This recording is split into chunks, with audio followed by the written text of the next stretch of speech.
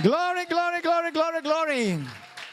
Hallelujah. We welcome you, brothers and sisters. I want to greet our brothers and sisters, those who are part of this ministry in Kenya, Uganda, Pakistan, USA, Italy, Gozo, all over Malta, obviously. Those who follow us week after week, some every day on our TV program that goes out nationally and one of the major TV channels in Malta.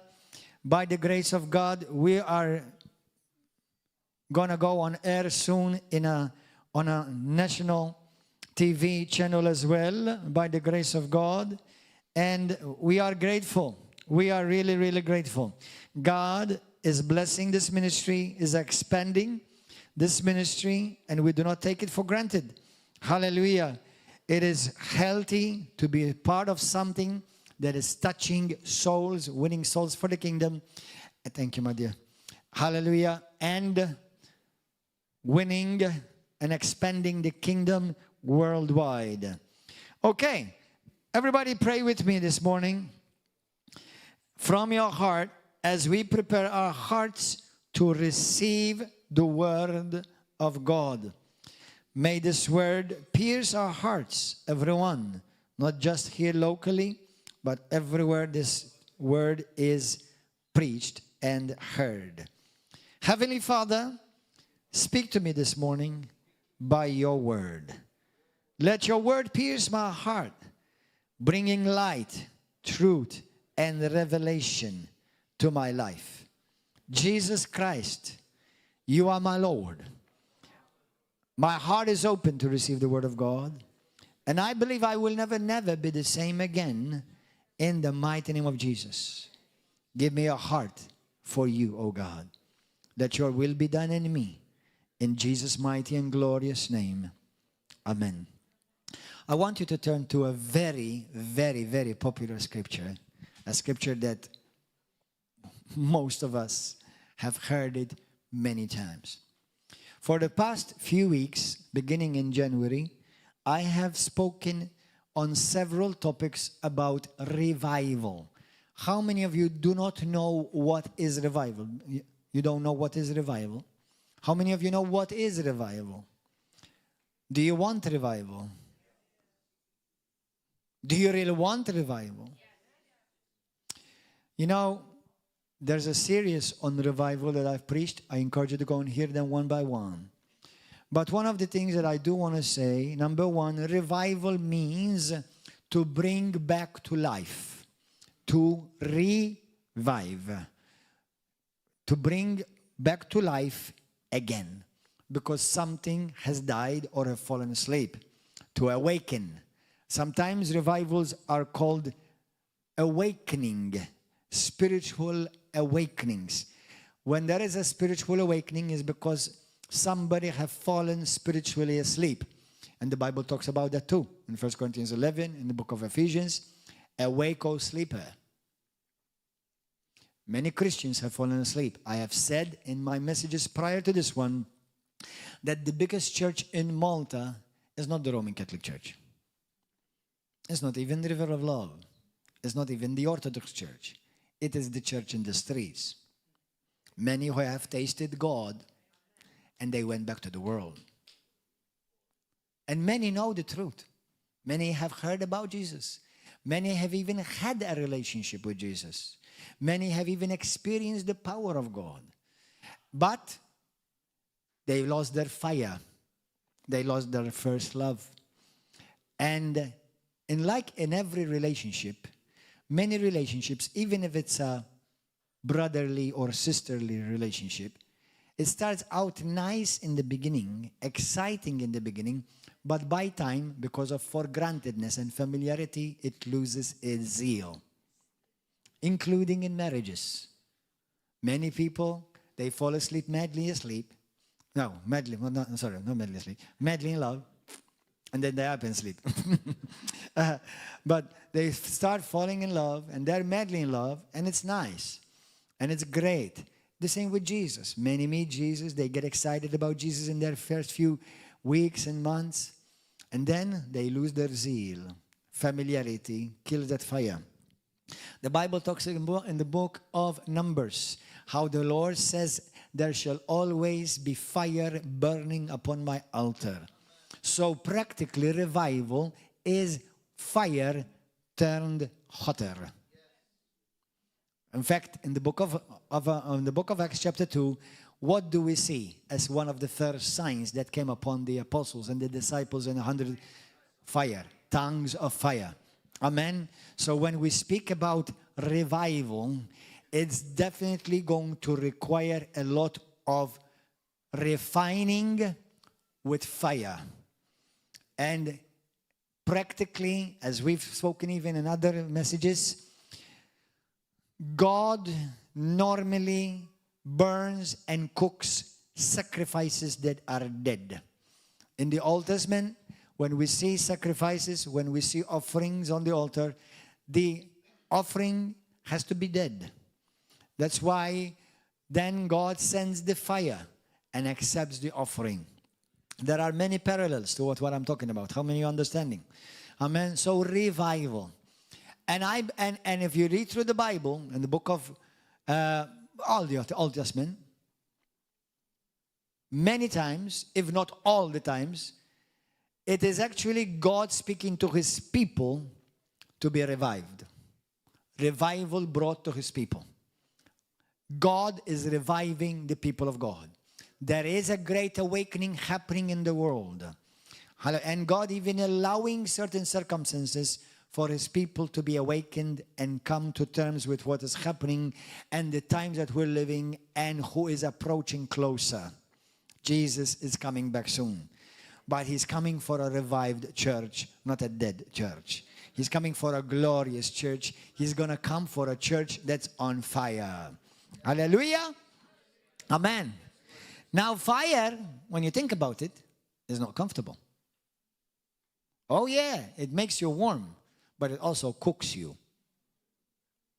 So you're about to be cooked this morning. Welcome to River of Love Kitchen.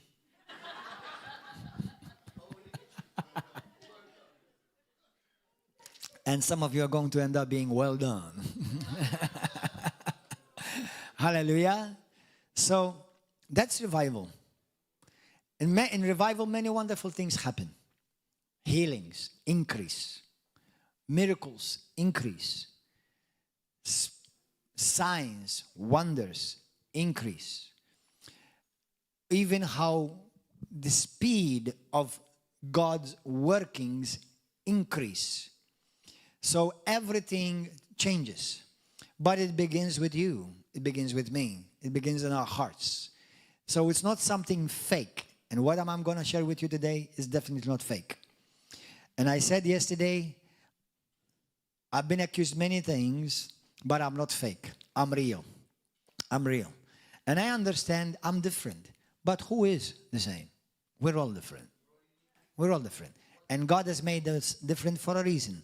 Because there's a need of how God made you. There's a need for you in the body of Christ. You bring something unique to the body of Christ. Don't try to be like me. Number one, I want to remain original. I don't want to have another copy. Okay? Don't try to be like me. Be like Jesus. But even when you are like Jesus, you'll be like Jesus your way. When I say my way, not the way you want. That means scripture, yes. Bible, yes. That means you interpret Jesus in the character that God has given you. Hallelujah. And that's who we are. We all are unique, and we are all in a process of growth. Hallelujah. Now, for those of you, how many of you have been in the Lord for many years? Let's say 20 years. 20 years. How many of you have been 30 years? 30 years in the Lord. You know, I've been 31 years in the Lord. And I've seen many churches. I've traveled in different places around the world, and I've preached in different churches around the world. Almost every Christian I've met that have been in the Lord for some time, all desire revival, and all have prayed at one time or another for revival. Our brothers in Hungary, from Hungary, did they pray for revival there? Yes, amen. Do you desire revival too? Amen. Exactly. Now listen to this. This is where the Lord started opening my heart and my eyes to certain issues and realities. I believe with all of my heart revival is God's desire.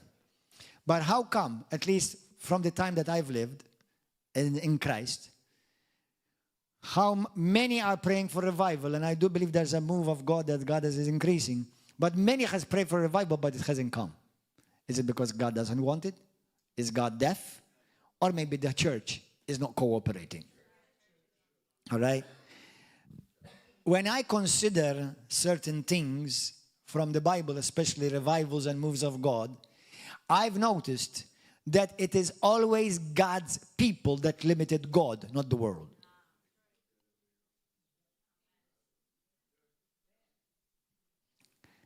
Egypt did not limit God, but Israel did. Egypt did not grieve the Holy Spirit, but God's people grieved the Spirit of God.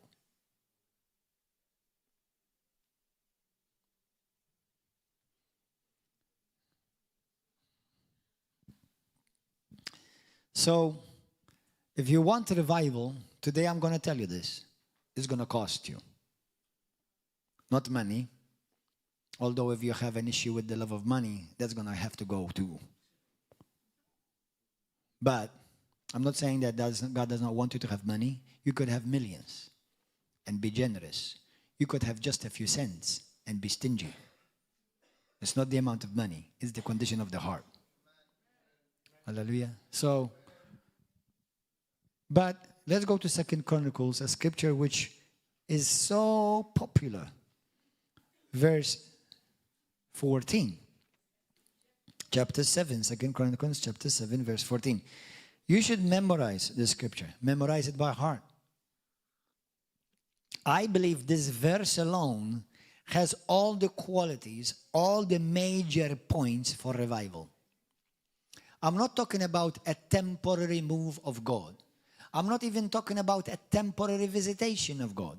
Those of you who are part of this church, you know, we've seen many people healed. Deaf ears open, blind eyes open, cancers disappear, lame walking, demonically possessed or oppressed set free. Those are wonderful visitations of God. God wants to do that. That's our gifts. Those are God's gifts given to the church.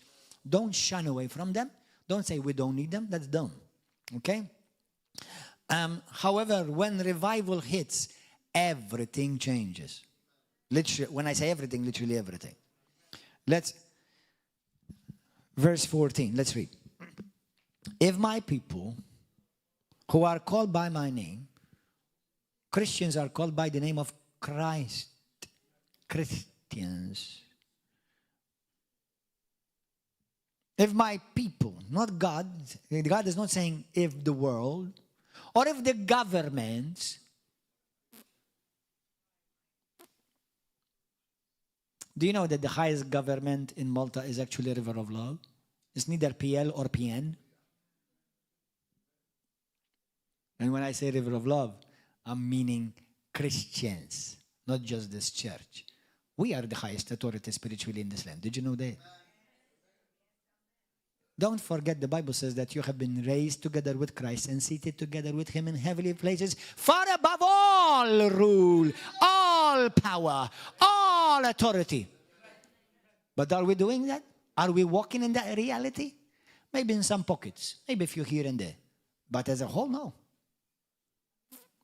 And like the Bible says, like Jesus Himself says, a kingdom divided against itself will not stand. Did you know that the kingdom of darkness is united? But the kingdom of light is divided. So revival is not going to happen anytime soon. Unless we get this message today alone, even this message alone, with revelation, and we truly apply it.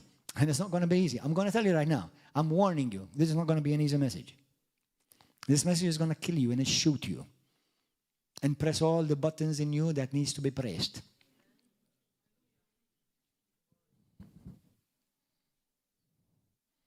And poor me, because I'm in the same boat.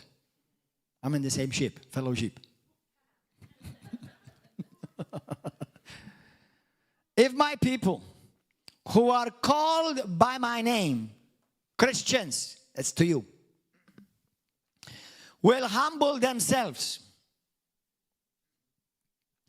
pray, seek my face, and turn from their wicked ways, only then will I hear from heaven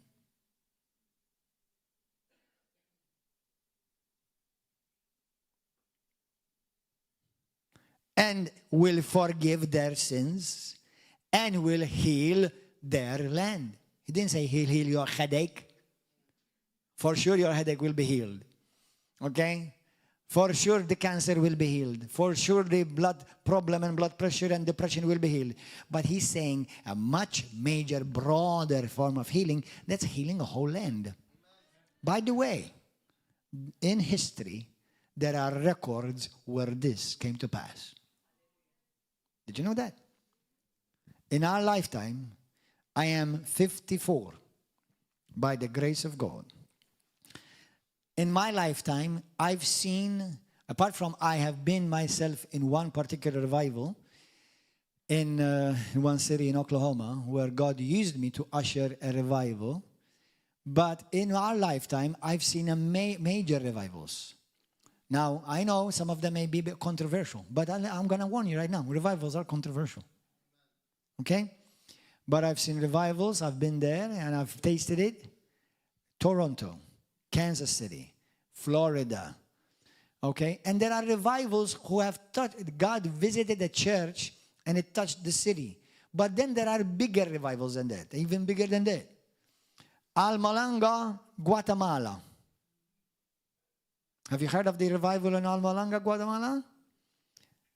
That's a whole city.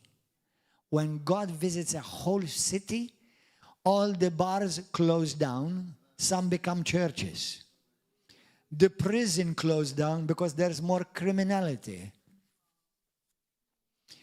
And all the idol worship and everything else gets all burned, and every house is worshiping God. A whole city of thousands upon thousands. And all the city, not people get saved, but the land got healed too. Do you know why? Because if you see the videos that we saw and I showed you on sometime, a carrot, you know a carrot when, you know, normally a carrot about this size.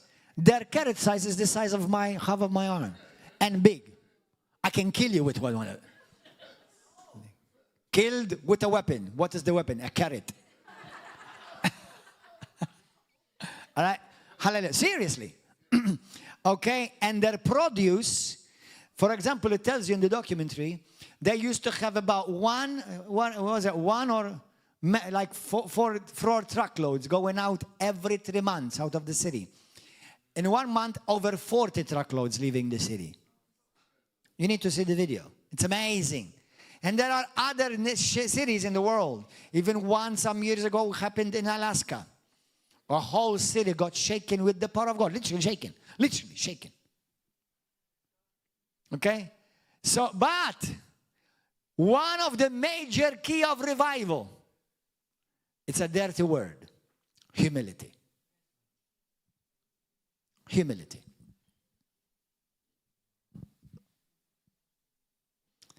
And this is where we have one of the major problems in the church.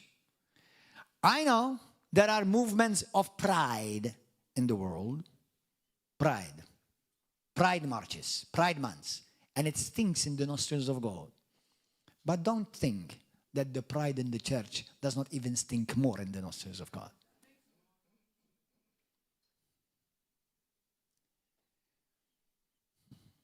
Pride. We're going to talk about what is humility. The opposite of humility, obviously, is pride. It's arrogance. It was for pride that Lucifer lost his glorious place in heaven, right side of God Almighty. It was of pride because Adam and Eve fell. It was of pride because of the watchers fell. It was of pride because Judah fell. It was of pride that the wisest men before Jesus on earth fell, and today is in hell. Solomon. It was of pride that the first king anointed over Israel, King Saul, fell. Just because you're anointed, every one of you is anointed, called a Christian. That means an anointed one. You can fail too. Pride will send you straight to hell.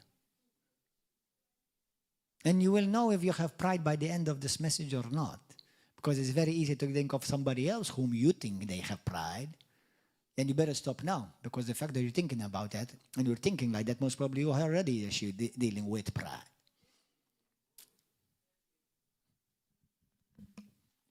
Hallelujah. Pride is not because somebody shouts or screams. That's not pride. Hallelujah. So God is saying, I will heal your land. I will bring revival. But major key, humble yourself. Be humble. In the book of Kings, 2 Kings, there is a very famous story. There's a very famous story. You know of the army leader Naaman. Have you heard of Naaman? Naaman? Naaman was a Syrian leader of the army, a general. He had won many battles. He was regarded very important, highly recognizable and esteemed by many leaders, many kings. This was his normal life, speaking to kings, speaking to nations, speaking to leaders. Until one day, he was filled with leprosy. Everybody say leprosy. Leprosy is when your skin starts falling off one bit by bit. That's scary. And he found nobody in his kingdom that could heal him or cure him. But one little servant girl in his palace, in his service, that was Jewish, a Jewish girl servant, told him, my master, why don't you go to the king of Israel? For in Israel, there is a prophet, and is Elisha. There's a prophet. And God uses him, I'm summarizing this for you. God uses him to do great miracles and wonders. If you go to him, he will surely heal you. Go. So he sent a letter to the king of Israel, and he told him, I'm offering you this much money so that you can heal me. The king was furious. He was upset because he saw that as a threat for war. Who am I to tell me I can heal you? Am I God? And he was mad, the king of Israel. Elisha heard of it, and he sent a message to the king. He said, tell him to come to me. Tell this king, tell this leader, tell this chief, this esteemed leader everybody knows about, everybody looks up to, tell him to come to me. So he went to Elisha's and knocked on his door. And a servant girl came and opened, not Elisha. Imagine the Prime Minister of Malta comes at your door, and you send him your servant, your maid, to greet him at the door. Imagine if the President of America, Trump, comes and knocks on your door, and you send him your servant, not you. And he said, he didn't even come to meet me. I am Naaman. I'm a leader. I'm a chief, guys. Don't you know who I am? Who do you think you are? I'm famous. I won a lot of wars and battles. How come he doesn't even come to talk to me? And he's getting furious. Listen, God already dealing with his pride. Dealing with his pride. So the servant girl said to him, my servant is busy. He cannot come and talk to you. My master cannot come and see you. And he said, can't he at least come and lay hands upon me and right away and I'll get healed? He said, no, he's busy. That's an insult. I mean, I tell you what, God was popping all his bubbles. And he was getting furious, and he doesn't realize that God is healing him in the meantime.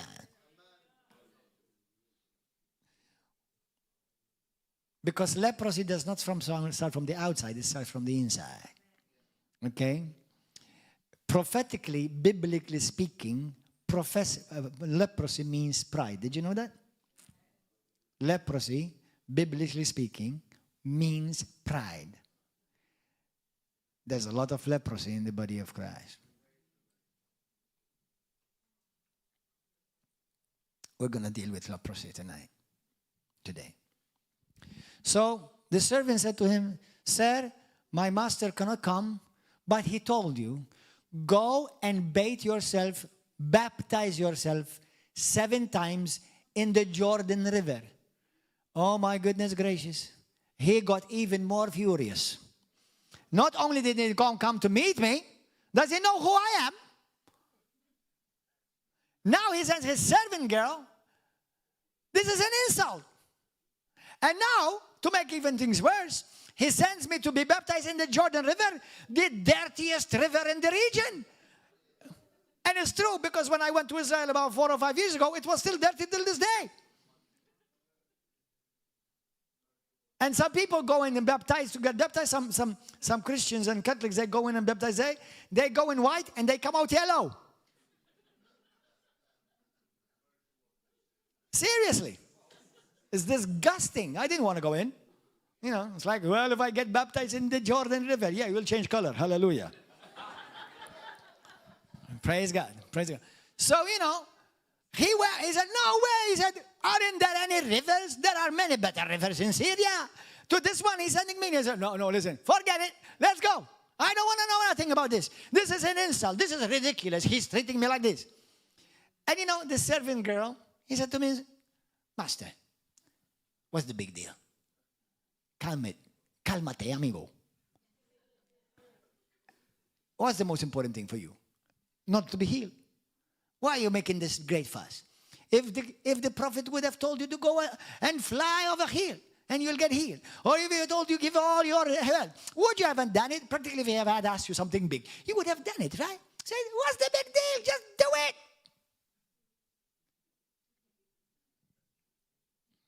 Sometimes God can speak to great kings and leaders even from a small sheep and a lamb.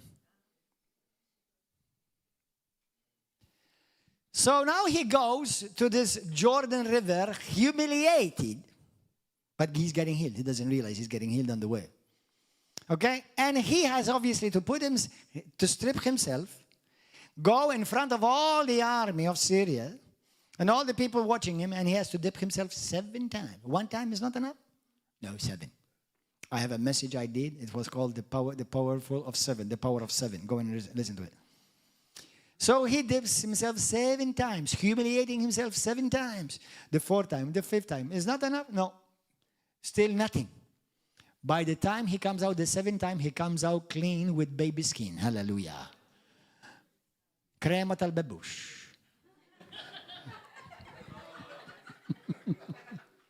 For those of you who don't live in Malta, you don't understand what that is. So his skin comes as clean as a baby, and he is healed. But what he's healed of the most is pride. It's pride.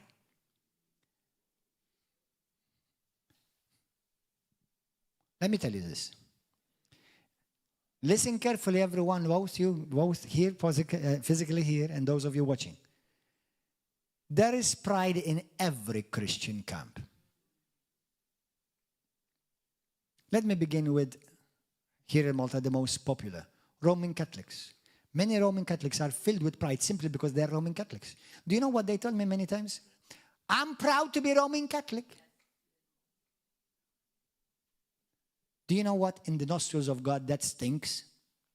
Apart from it's not even mentioned once in the Bible ever, anywhere, Roman or Catholic. Roman emperor maybe, or Roman centurion. But there's no Roman Catholic church in the Bible. So that's already pride based upon ignorance. But that's bad. You have also pride with Baptists. We're Baptists. We're so proud, we're Baptists. Some are proud because they're Pentecostals.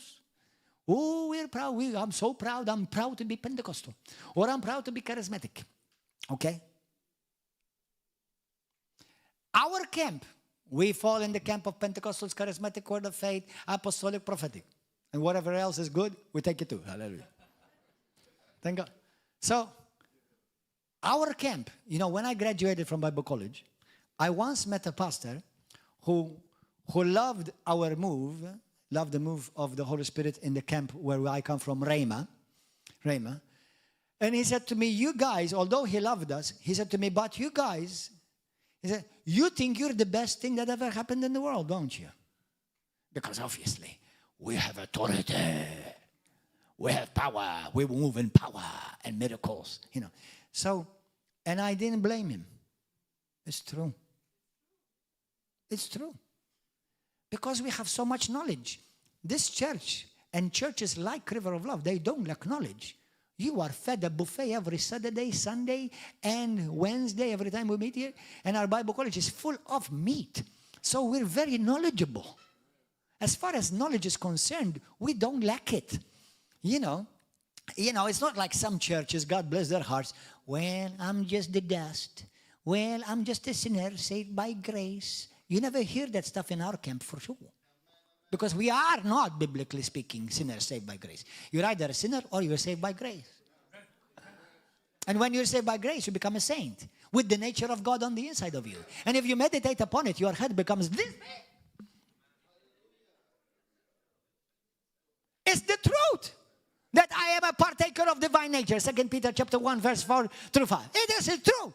It is true that I'm now born from above. It's true. All of that is true. But you see, this truth, by that alone, it's very easy to puff you up.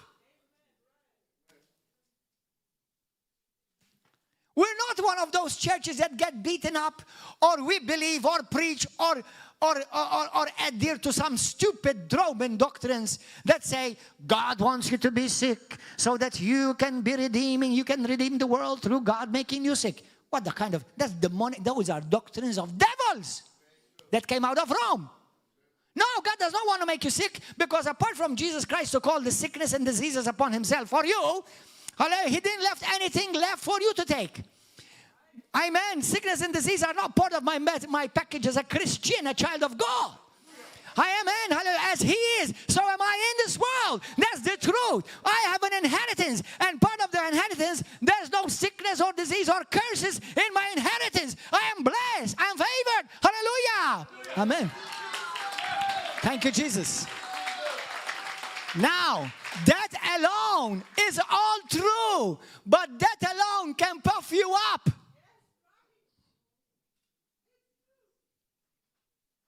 So that beloved pastor, who although he loved the move of the Holy Spirit in our camp, Rhema, but at the same time he could see that some of us are full of ourselves. Or we say we are full of God. But the thing, because the way sometimes we communicate, it can sound prideful, arrogant. And I'm not going to negate or change the truth of the Word of God of who I am in Christ. But that alone does not contribute to truly attracting the power of God or attracting the move of God to bring true revival. Revival requires humility.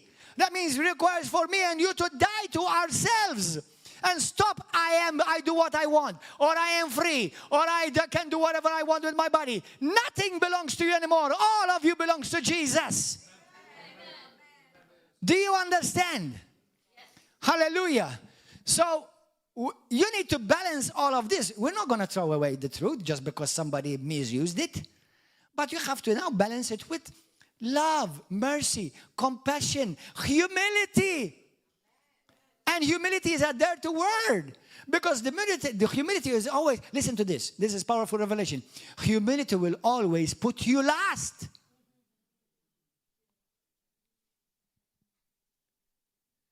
Humility will always put me, Gordon, last. I'm the last to leave the restaurant. I'm the last to leave the church. I'm the last to whatever. I'm the last. If we have a problem, humility teaches me I'm the last to leave, not the first one to jump the ship. Why? I'll tell you one of the problems in the body of Christ. Worldwide. Are you ready for this? Everybody's right.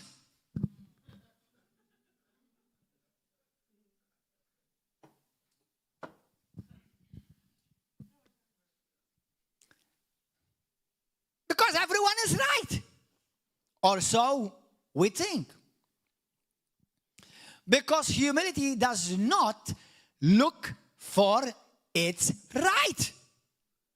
When you are humble and you walk in humility, you give up your rights. In marriages, why do many marriages fail? Because she wants her right. He wants his right. The Bible, I know, listen, I'm not going to expand in detail on this. There is one clear reason why God allows marriage. Only one clear. For Christians, I'm speaking, I'm not for the world. Is when there is a lifestyle of adultery. All others are very debatable. But that's one clear. But many marriages they don't fail because of adultery. Many marriages fail because I don't feel loved. I am not given attention. Or because job. Or because the way he is. Or the way she doesn't do things. Or because she abandons me. Or because she doesn't have sex with me anymore. Okay.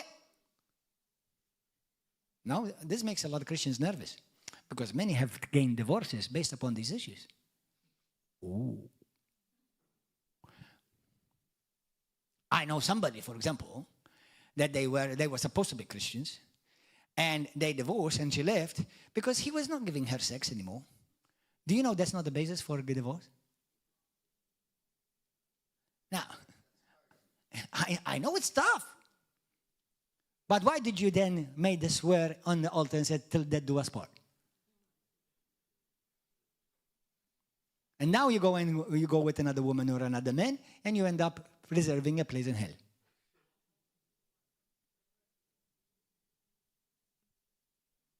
Women, men, marriage, have plenty of sex.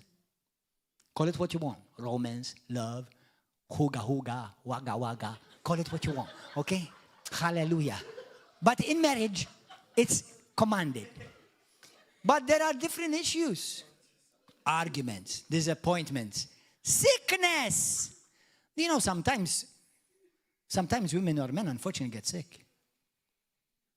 I know it's not nice, and it's a sacrifice. It's a cross to carry. But it's the reality of life. How many of you like waga? You like waga, eh? Eh, no wonder you like waga. I know now what kind of people I have in our church. People who love waga. Now, from now on, we're no longer going to use that word. So we're going to start calling it waga.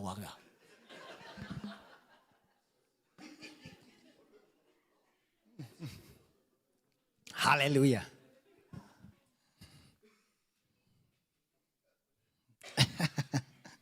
Thank you, Jesus. Why? Because have you noticed how many? Now listen, if you are in one of these categories, there is hope for you. There is hope for you, okay? Jesus, if you turn to Jesus, God always gives you hope. He never cancels you. He never tells you, it's too late now. No, there's always hope, okay?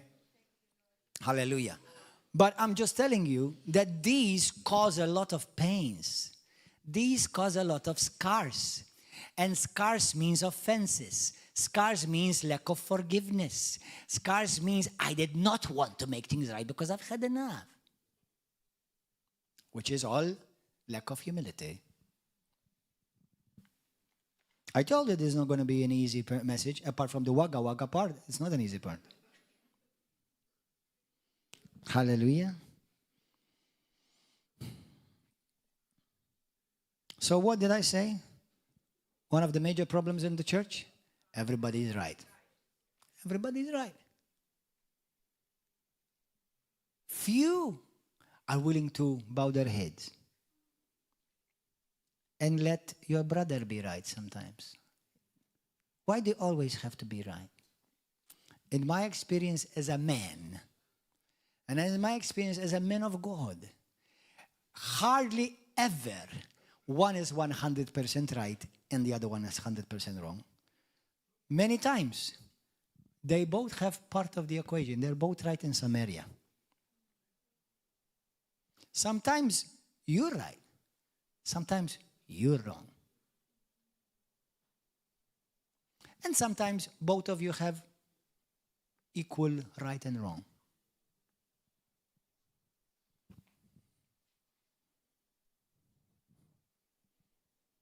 But we are people of God. Go to the book of Philippians, chapter 2. What is humility? Let me share this with you. Humility is you lower yourself. You think of yourself last. You put your interest last. I know, it's not easy. Oh, it's easy to preach it. How difficult it is to put it into practice.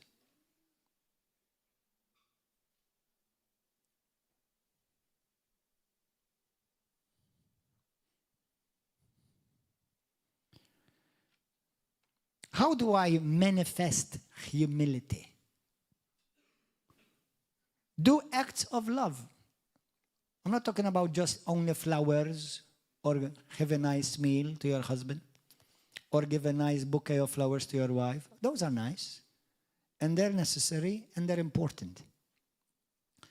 But what's the point of giving your husband a nice meal, but in between you feed him poison with your words?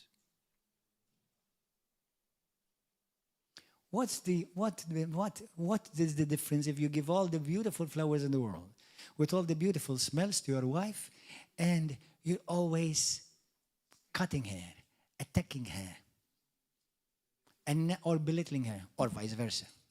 Because this happens a lot. What is the point of you, saying to your husband, "Whoa, I love your muscles, how handsome you are," and then you shame him? What is the point of, what does it mean if you say to your wife, "I love you, baby, I love you, honey," and then she needs something and say, "I don't have time." You do it. I don't have time. We're not going to talk about it right now, but there are different types of languages of love. We'll talk about it sometime. To be good to one another. Forgive. We're going to talk about this. Do you know that when you forgive, you're showing humility? A person who is prideful does not forgive. To be humble also means to believe the best in your brother, your sister. Or the moment you see her or him do something, right away you interpret it in the worst way possible.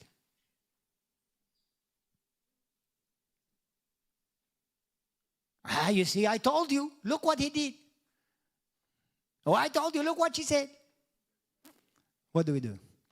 We're looking for ways to accuse and tear down and gossip. And I wish the whole body of Christ stops gossiping. Most probably this is just a wish that only will be fulfilled in heaven. But stop telling me, "Brother, pastor, him or her, they spoke against you with me." But don't tell me who they are. Don't ask me. Stop it. Stop telling me who said something against me or against him or against... I don't want to hear it. Let me tell you something. The fact that you heard it, you're just as guilty before God. Did you know that? Because you gave ear to it.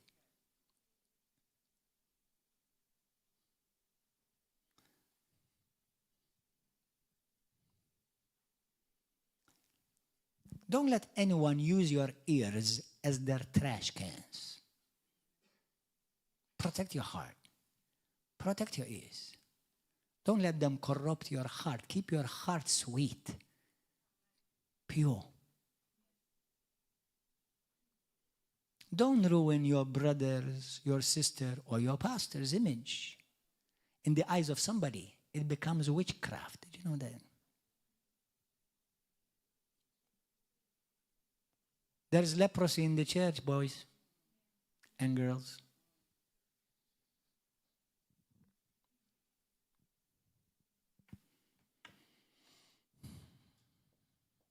Hallelujah. When I walk in humility, I show compassion. I try to put myself in the shoes of the other. I try to understand.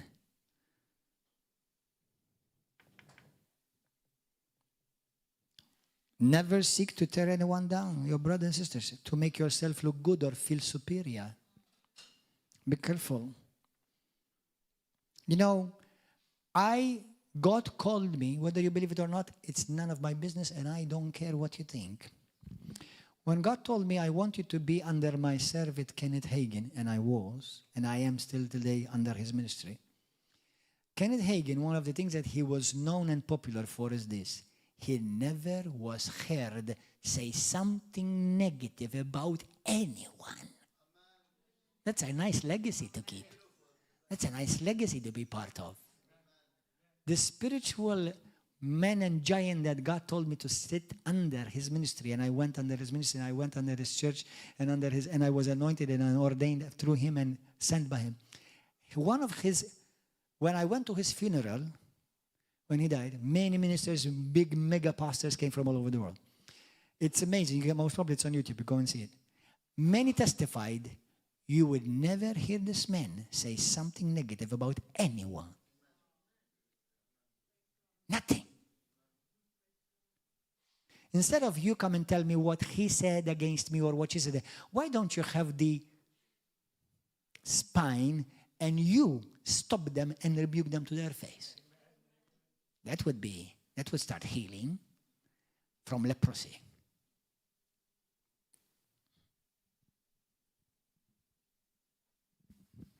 And many Christians are under witchcraft because certain Christians don't go to certain churches because of things that they've heard, not because of wrong doctrine. Is there leprosy in the body of Christ? It's all over YouTube. People attacking ministers, pastors. You think that's going to attract the favor of God?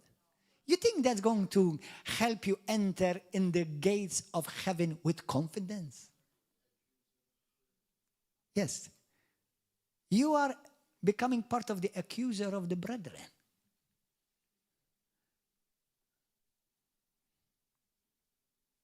Go to the book of Philippians, chapter 2. Say, Holy Spirit,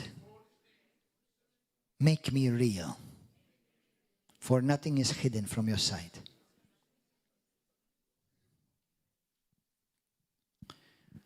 In the book of Hosea, chapter 6, from verse 1 to 3, we can read it later. It talks about how God will revive us on the third day, and he will come upon us like rain. That's the explanation of what revival looks like.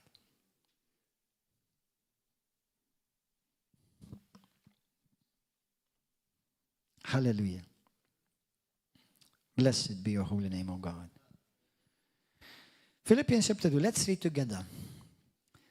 Therefore, if there is any consolation in Christ, if any comfort of love, if any fellowship of the Spirit, if any affection and mercy, fulfill my joy by being like-minded, having the same love, being of one accord, of one mind. He's explaining how to be one, how to be truly in unity, and united truly in Christ. How can churches be united when there are pastors criticizing pastors from the pulpit, or poisoning their sheep against another pastor or another church? How can there be unity? How can there be revival? Maybe a local church may experience revival, But to experience global revival, these things have to be healed. This leprosy have to be healed.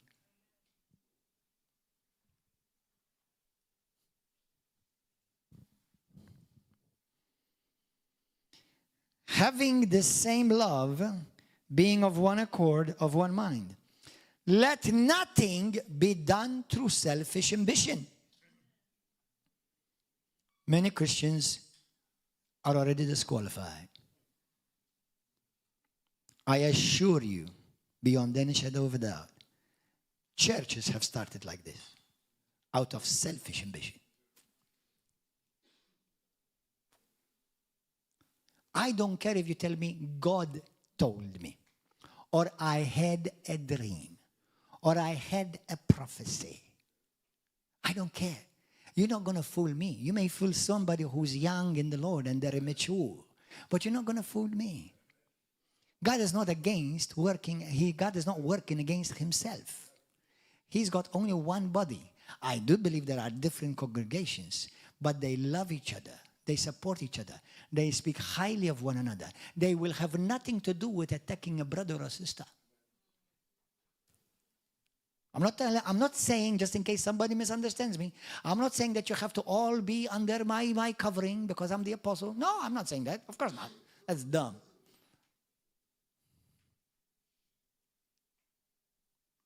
I'm not saying that you all, you have to have some figure like the Pope. No, Jesus Christ is the head of the church. God bless the Pope, but he's not the head of the church. God bless him. And actually, I'll be honest with you, I like this Pope. And if he comes to Malta, most probably he'll come to service in River of Love. We welcome you, and we'll bless you. Because we love you anyway. Whether we disagree on certain things or not, and we do, but as long as you lift up Jesus, for me, that's the most important thing. Hallelujah. Hallelujah. Hallelujah. Let nothing be done through selfish ambition or conceit, but in lowliness of mind, let each one esteem others better than himself. Let each one of you look out not only for his own interests. Brothers, don't you realize that these are things that we've messed up? Churches split because they're looking for their own interest. Don't let anyone fool you, tell you, God told me. I don't care if they're sweet, charismatic, and they have a lot of gifts. Gifts never impressed God. Humility will move God out of heaven and heal a whole land.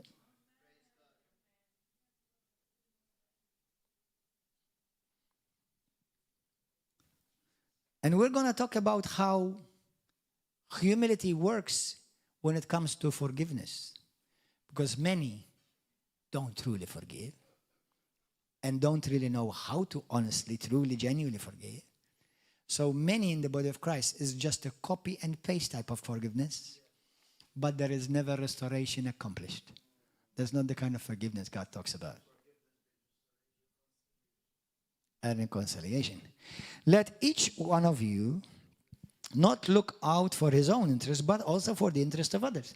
Brothers and sisters, let me speak to you who are listening, and may God pierce your heart right now.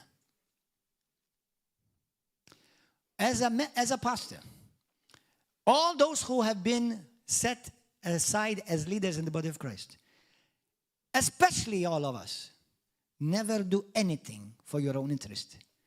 What you're about to do, are you going to build, encourage, strengthen the church you are part of? Because if you're about to hurt the body of Christ or the church where you are part of, it is from the pits of hell. And you're seeking out and you're looking out only for your own interest. Well, you're telling me you can never leave? No, you can be sent. You can't leave. You can be rightly sent. No, you never leave. I never left my family. I was put in one family called Rhema. I'm still part of Rhema. I love my family. Are they perfect? Far from it. Okay? desertion. No. I love my family. And if I still lived in America, I would still be part of the church, traveling in and out of the church as an evangelist. But God called me to start a work in Malta, and now it's in different nations, only by God's grace and for His glory. But I'm still part of that family. I never left. Actually, I didn't want to leave. When God called me, I spoke with those who are above me. They saw the fruits in my life. I did Bible college, and I was rightly sent. That's God's order, not not hell's confusion. Oh, I know. What I'm saying right now is testing many churches or so-called churches. Because many of them did not start like this. Why? Because there's no humility. Oh no, it's because, we didn't agree with the pastor. Yeah, that's exactly right. You're right. You're proving my point. You sought your own interest instead of the interest of the body of Christ. You didn't care that you're causing a scandal. You didn't care that the whole church, that the whole world is looking at you and causing them to be confused. You didn't care because you thought about your own interest and your own calling, my gifting. Lucifer was the most gifted.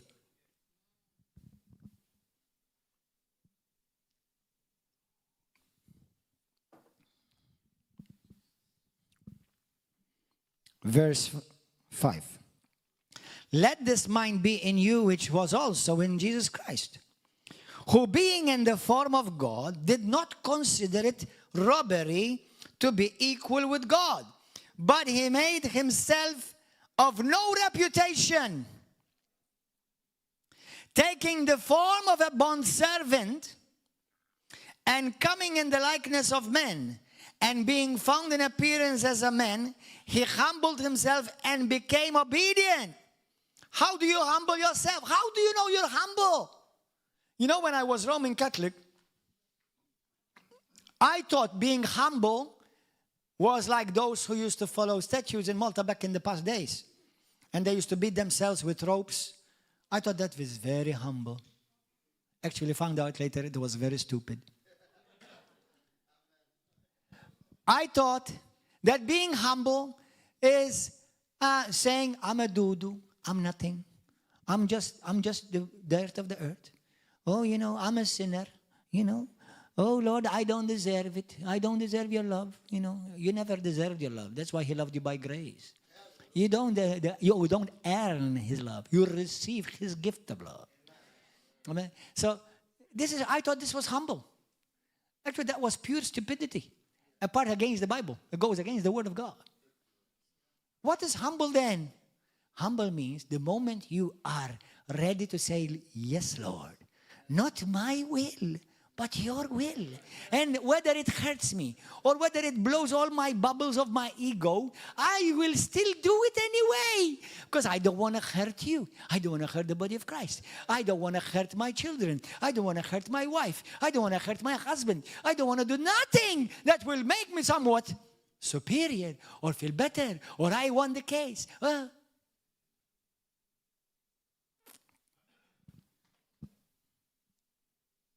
This is not an easy message. It ain't easy for me either.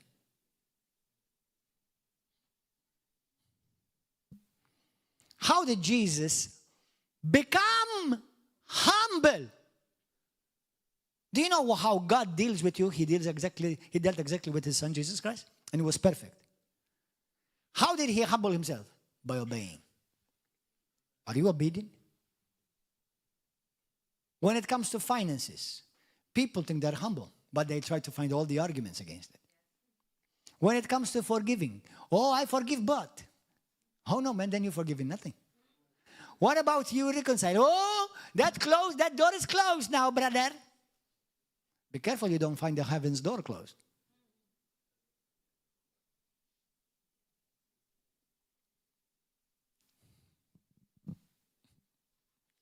Very humble. Always, you see, pride always protect me. And you end up in a prison. Humility is liberating. Because pride, you want to prove something. Humility, you need to prove nothing. So you humble yourself. So what if they think, uwa ariya? In Maltese, he fell for me. Praise God. Jesus fell for me.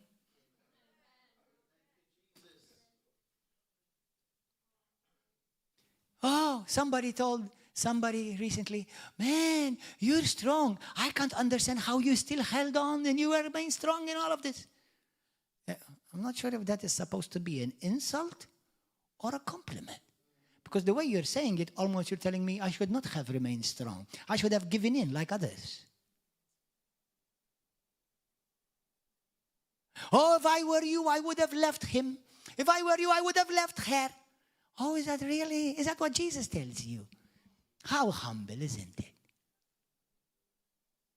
God healed the leprosy in the body of Christ.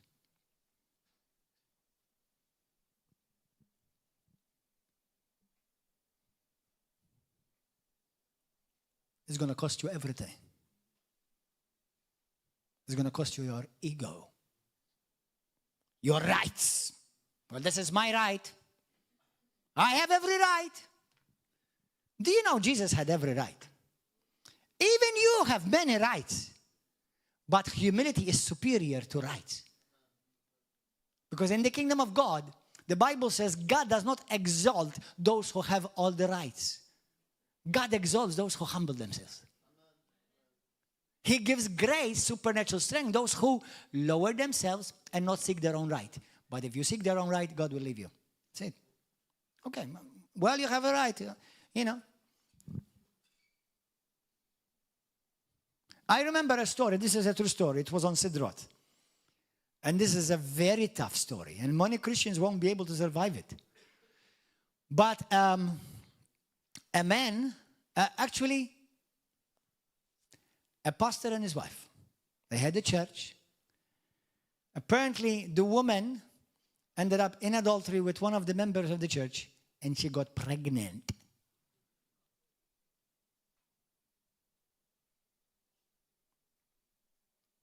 The husband, by Bible standards, by at least some Bible standards, had every right to divorce her because she committed adultery. But the Lord said to him, if you stay, forgive her truly, I will bless you. Son, you have every right to do that. But if you forgive truly, and I know this is not easy. I know many Christians are getting nervous right now. If you truly forgive and reconcile, I will bless you. And he forgave her. He raised him as his own son. Loved him as his own. Protected her from shame. And their ministry exploded worldwide. Was it easy? Well, for us who may see the results now with the shining ministry, we say, whoa, wasn't that glorious? When you're going through that, that's Calvary. You see, think about Jesus. Jesus had to humble himself. If I was Jesus, and you thank God I wasn't. But if I was Jesus, I would have said, Father, okay, I will die for them. Since I know I'm going to be raised up from the dead, okay, I'll be doing. But please finish me quickly. Just a lance or just pierce me through the sword. That's it, and I'll be done. That's it, I won't finish. Oh, no. That's not enough. No, they're going to tie you. And they're going to humiliate you publicly. They're going to strip you butt naked. They're going to take pictures and put them on Facebook and on YouTube and on social media. Then they're going to pull your hair and your beard. They will spit in your face. They will pee all over you. I'm not sure if I want to do that. It doesn't sound attractive. I know I'm adding the pee part, but we don't know for sure because we know for sure that humiliated him and they spit in him. Okay? What else? They hit him with a, what do you call it, frosta? With a whip, with nails, with bones, and sharp blades at the edge. And the Bible says he became unrecognizable as a human. Jesus could have said, Father, I will die, but finish me instantly. Don't let me go through all of that pain. No. Go through all of that suffering, humiliation, pain, and by the one that you healed, by the one that you blessed, by the one that you helped restore their marriage, you have to do this for. By the one that you paid their bills, you have to suffer this for.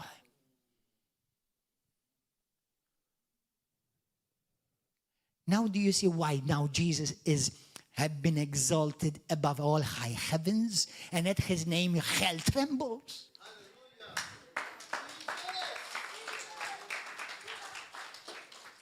And me and you, we can't lay down a few of our rights. Heal the church of leprosy, God Almighty.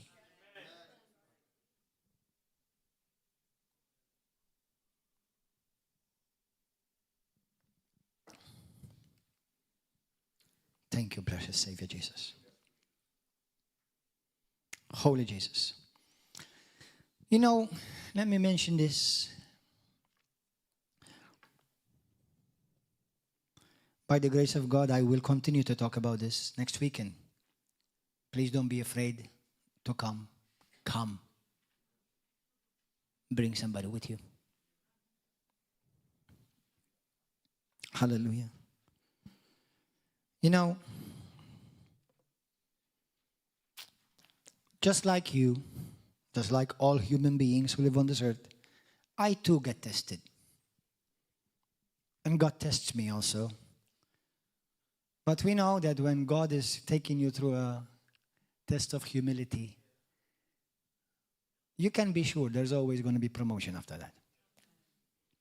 Because if you humble yourself, He will exalt you. That's a promise. You know, the Bible says Jesus humbled himself. Not he prayed for God to humble him. The Bible says you humble yourself. Stop. Many Christians say, Lord, humble me. That's a useless prayer. Because humility is a choice. It's not a feeling or a gift. Oh, he has the gift of humility. What kind of gift is that? Man, poor guys, those who don't have the gift. No, it's not a gift. It's an attitude. It's a choice. There's no gift of humility. There is no God, humble me. No, Lord, I humble myself. I'm going to do what bothers me, what hurts me, what makes me feel yucky, but I know it's the godly thing to do. It's the thing that's going to honor you.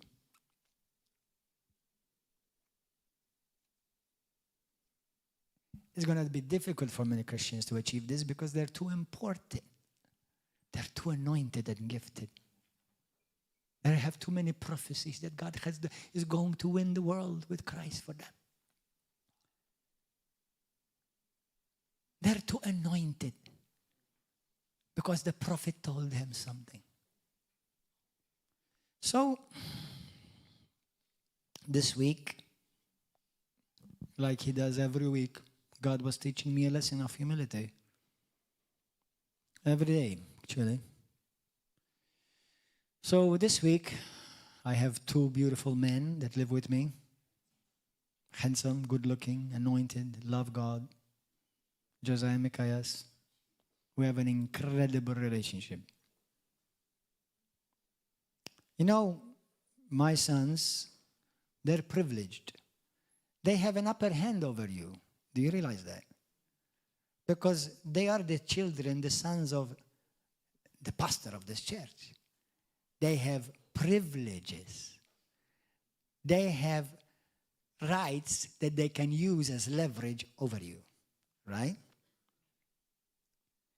But as children, they don't use that right. They don't use them. They cannot just because they're my children go to the cafeteria and they say, Raymond, please, I'm the son of the pastor. Make me a cup of tea, please. And you guys get out of the way because I need it right now. No. They have to wait in line, like everybody else. If we buy something, they have to pay for it too. Oh yeah, somebody can offer them to bless them, that's fine. But they cannot use those as rights. They cannot use that as leverage. That's exactly what Jesus did. He had all the rights, but he used none of them. That's why he was humble, the most humble. When you're humble, when you're being humble is when you know you're right, or you have a right, but you choose still not to use it. And let my brother be right. Let my pastor be right. Let my wife be right. She's not always right. Just like her husband is not always right. But sometimes, let her be right. She has to let me be right sometimes too. Or your brother or sister. Okay? You don't always have to fight, I'm right. You're always wrong. It's not true, actually. Nobody's always wrong. Sometimes even bad people have good reasons and are right. Okay? But this week, I take my son every week for private lessons of Maltese. Especially my beloved son, Josiah, who many people tell me he's like your spitting image. Okay? He is obviously more good looking than me, but he's still competing. He's still...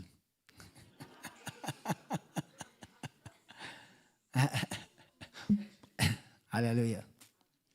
So I was taking him to private classes on Wednesday for Maltese. Normally it's a Friday, but this time it was Wednesday. So I told him, listen, I need you to change quickly so that you enter the lesson on time, especially since I'm paying for it. I don't mind if I pay for your class and you're learning. But he made me, for two reasons, he made me nervous and I lost it. And then I had to find it later. Because while taking him to private lessons in Maltese, he was constantly talking to me in English. And I said, what the heck? I'm paying for you to learn Maltese. Stop talking to me in English. Speak to me in Maltese. At least you practice what you learn. And I was mad at him. I was upset at him. And I shouted at him. Then we arrived a bit early. And he stayed looking on the phone and his whatever. And I said to him, you better prepare because otherwise you'll go in late. And obviously, it's now 4 o'clock exactly. And he still hasn't changed and he still hasn't left the car. And I got upset with him at then. I said, because now you're going to walk into the class 5 minutes late. And I was upset at him. Then, as he left, I felt really bad. I said, I think I made a fuss. I think it was unnecessary. I think I shouldn't have talked to him like that. I shouldn't have snapped, and I think I exaggerated it. So I felt bad.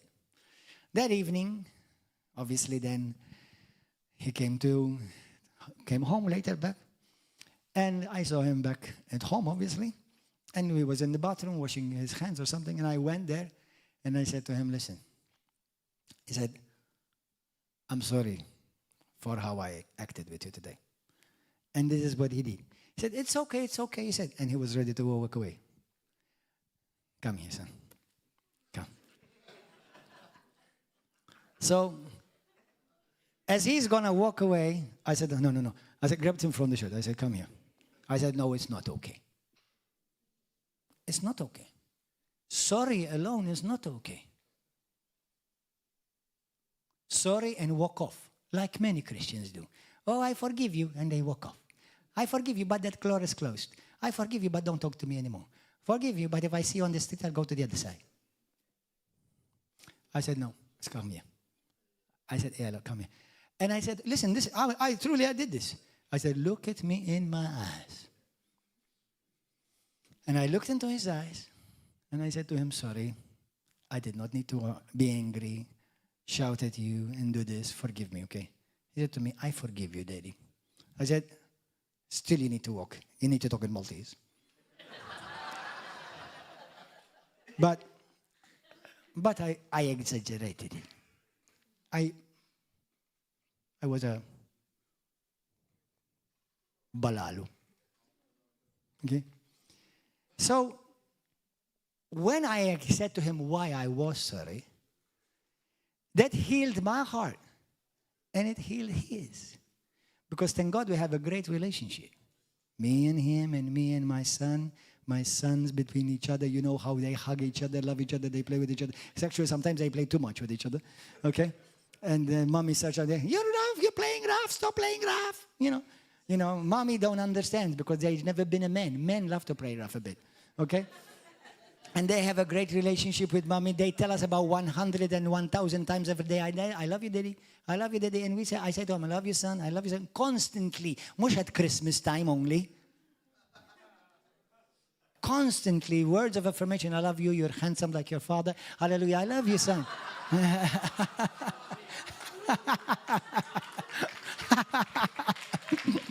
So, how sweet he is. He's clapping at me. At least I hope he's clapping at me anyway.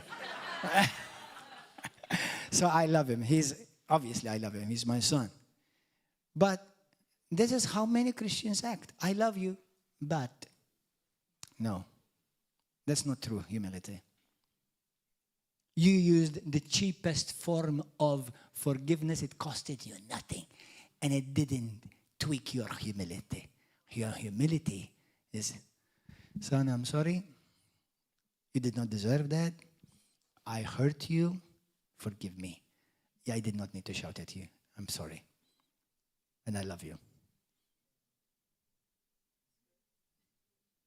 That's what many Christians need to do. Brother, it's not just sorry. Brother, I hurt you. I shouldn't have said those things about you. I should not have accused you falsely. I should not have spread things, said my dear. I should not have gone around. I heard somebody say something about you, and then I went and told everybody about it. I hurt you. I'm sorry. I snapped at you. I insulted you. I even wrote against you on Facebook, and many people saw it, and you saw it, and you did not do nothing. I'm sorry. Forgive me for that. That brings true restoration, true reconciliation, and it heals you from leprosy because it's giving you a great test of humility.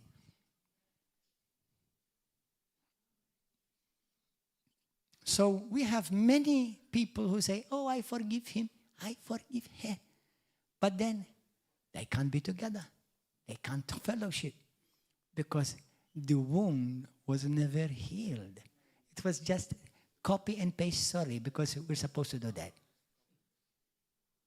No.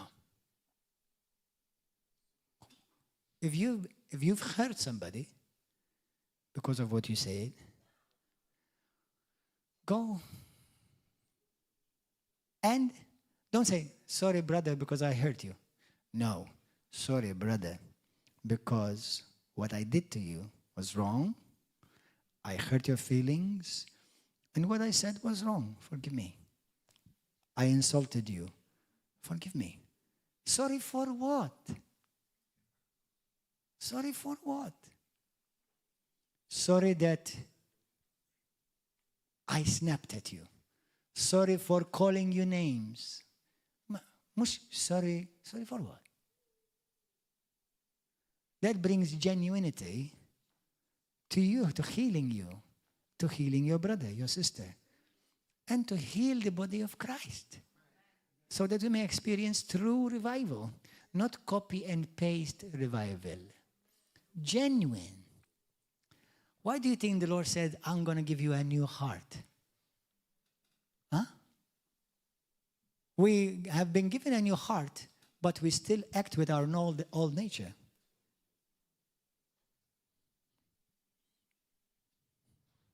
Some of you need to find a person that you've hurt. Or even maybe the person that hurt you. Listen, we've all been hurt, but we've all hurt others. Now, please make an effort not to hurt anyone, at least consciously.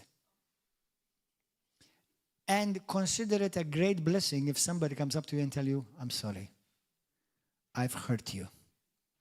and tell them where you've heard them. Don't pretend as if you didn't know. You know. Amen? So, God will heal the body of Christ. We're accessing and we are laying the groundwork for God to pour out His Spirit. Because many are still leprosy, carrying leprosy in the body of Christ. Even marriages, relationships, churches, leaders, pastors between each other. How can a pastor have genuine fellowship when he insulted him in front of other pastors and they say, well, and as if it's nothing done. Hey, bro, okay?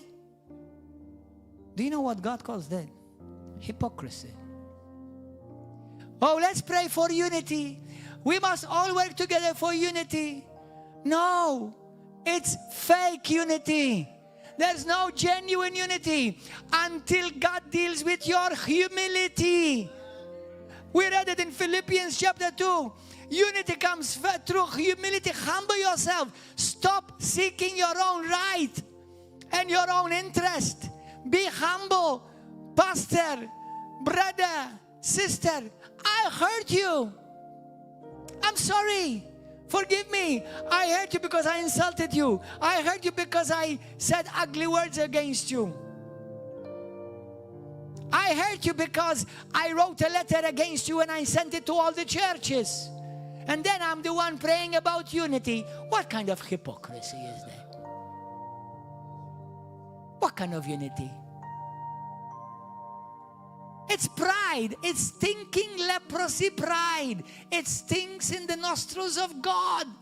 We think we can fool God. We also think we can fool each other. Sometimes you may manage, but not people with the true minister, Spirit of God. You won't be able to fool them. And if you want to just act, I'll act. But know that we're just faking it. And many churches fake it.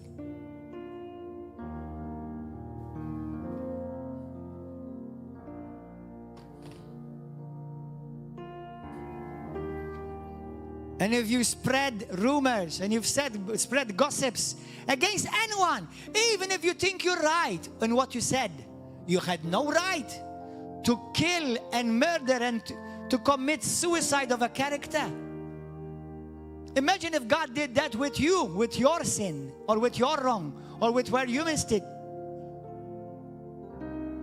Look at YouTube. In front of the whole world, ministers attacking other ministers. And calling people of God anointed, they're of the devil. Mamma mia, shbiza.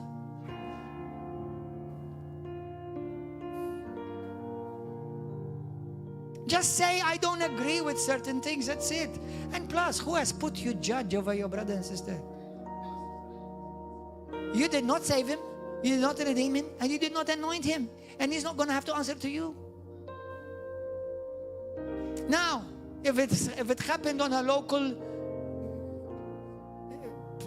issue, go and solve it. Go and do something productive, fruitful, to do it right. Listen, many won't come and tell you sorry, okay? Many are not going to come say, I'm sorry, I've hurt you, I insulted you, I spread rumors against. Many are not going to do it. But if you did it, you do it. If I did it, I have to do it. Let's bow our heads. Has the Holy Spirit spoken to you today?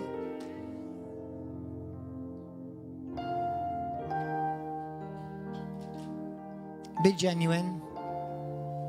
God does not want false humility because the Bible tells us so. Genuine humility. If you've hurt your husband, if you've shamed him, if you've hurt your wife, if you've hurt your brother, if you've hurt your son or your daughter, do you know how many sons I know that they are hurt by their father or their mothers or both of them? It's useless. I've heard parents who've heard their children say, well, he should be grateful because I sent him to school and I paid for his school. Well, he should be grateful for that. But he cannot be grateful that you always insulted him and you tore him apart. Why don't you just say to him, son, I never encouraged you. I tore your heart apart. I always criticized you. And you will bring healing to him and healing to you.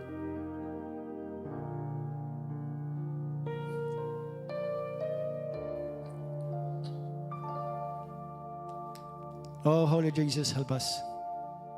Help us, Lord.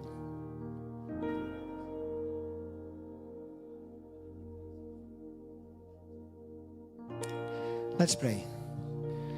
I don't know if anyone here, has the Lord spoken to you? Lift up your hand. Has the Holy Spirit speaking to you tonight? Thank you, Lord. Can I ask you, ask the Holy Spirit to help you remember this message? Because this is one of the major keys, brothers and sisters. As a matter of fact, even in I forgot in which, I think in Micah, where it says, for this is what I desire from you, is that you walk humbly before me.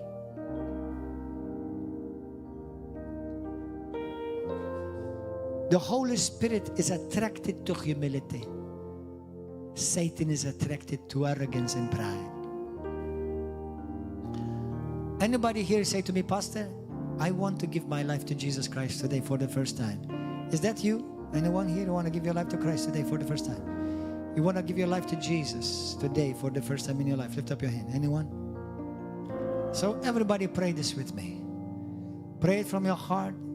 Pray it with your mouth. If you are watching, say this with me. Say, Heavenly Father. Go ahead. Talk to her, Lord.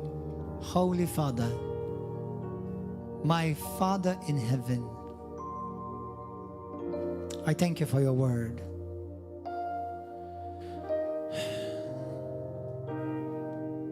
Lord, I humble myself today under your mighty hand.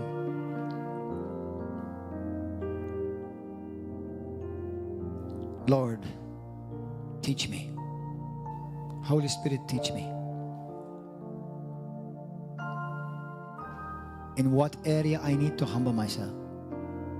Where I need to humble myself. Teach me, Lord.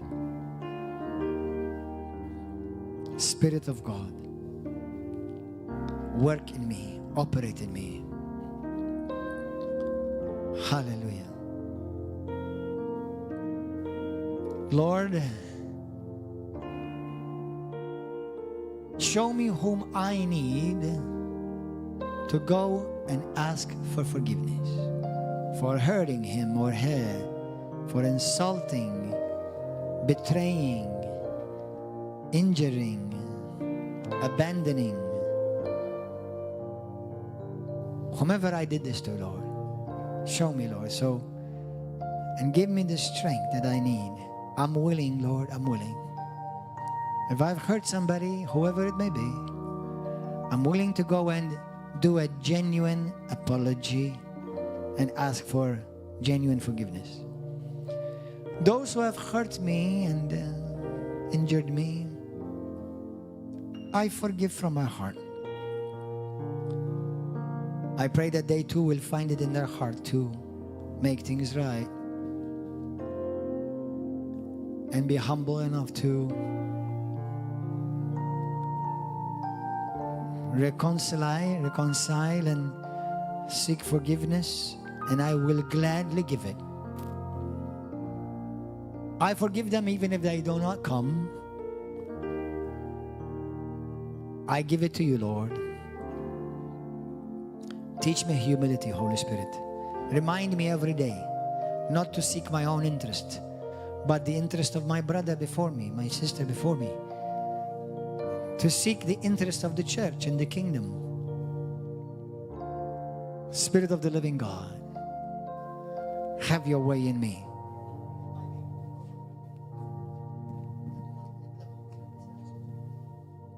Hallelujah. Jesus, Sababarakusa. Hallelujah. There's a song based upon 2 Chronicles 7:14. in Italian. We have made it in English as well. Thank you, Lord. You know, as we are praying for healing hearts, if there's anyone here that need healing in your body, as you humble yourself, you'll find yourself, God healing you, even physically, emotionally, healing your soul. In the mighty name of Jesus Christ, Lord, today, those who have received this message and desire to apply it, I ask you to heal their hearts, heal their bodies. Lord, any sickness and disease, especially attached to pride, arrogance, anxiety, unforgiveness, any curse attached to unforgiveness, any curse attached to pride, arrogance, Lord God, as we humble ourselves under your mighty hand, you bring healing to these areas, oh Lord. Lord, anxieties, I rebuke anxiety. I rebuke depression right now in the name of Jesus. Those who have been abused but have never been asked forgiveness, may special grace come upon them right now and be healed from the traumas of abuse, Lord, in the mighty name of Jesus Christ. In the mighty name of Jesus Christ. Lord, I hear in my spirit blood diseases. Blood diseases. Lord, somebody needs more red cells in their blood. I release this miracle right now for blood to be healed. More red cells in the mighty name of Jesus. Healing in the blood. Healing in the blood in Jesus' name. Joints, arthritis, be healed from arthritis in the joints and inflammation. In Jesus' mighty name. And I hear in my spirit, listen, if somebody comes to you and say to you, forgive me for this or for that, don't tell them, hey, now you come. No, don't do that. Say, I forgive you. Because I've been forgiven as well of a lot. Forgive them and bless them. And if you go to somebody to ask, to seek forgiveness, to seek from them, say, listen, brother, you've hurt me. It's okay. Don't worry about that. You be ready to be humble, receive forgiveness, and extend forgiveness. No buts, if, no. Now, they may say, I've insulted you. I attacked you on Facebook. I spread rumors against you. Forgive me. At that moment, the other part needs to do, I forgive you. I forgive you. Be blessed. I forgive you. And thank you for coming to apologize.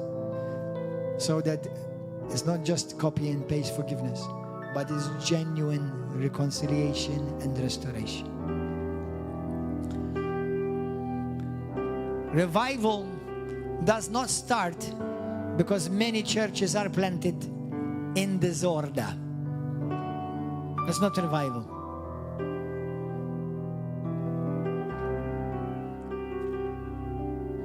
Or because Christians argue and go to other groups or other churches. That's not revival. That's transference. What's the difference if, for example, you have a church of 5,000 and 1,000 leave because of some disagreements and they start another building? That's revival. Oh, many churches are opening up. That's not it. That's the same church split, that's all. If my wife and I we split, God forbid in Jesus' name never happen, and one son comes with me and one son goes with her, is that now two families? No, it's a family that's been split. Not two families, not two churches. Now we have families increase if my son or both of them, they get married and then start their own family. Now that down there's a increase. Amen. Hallelujah. Praise God. Let's sing this song. Let's all stand. If my people will humble themselves by my name,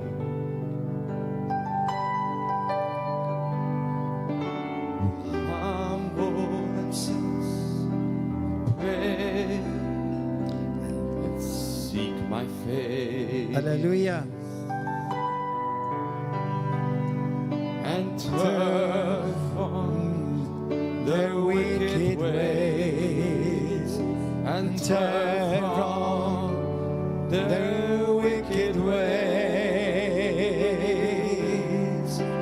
Then I will hear from heaven, and I will forgive their sin, And I will heal the nations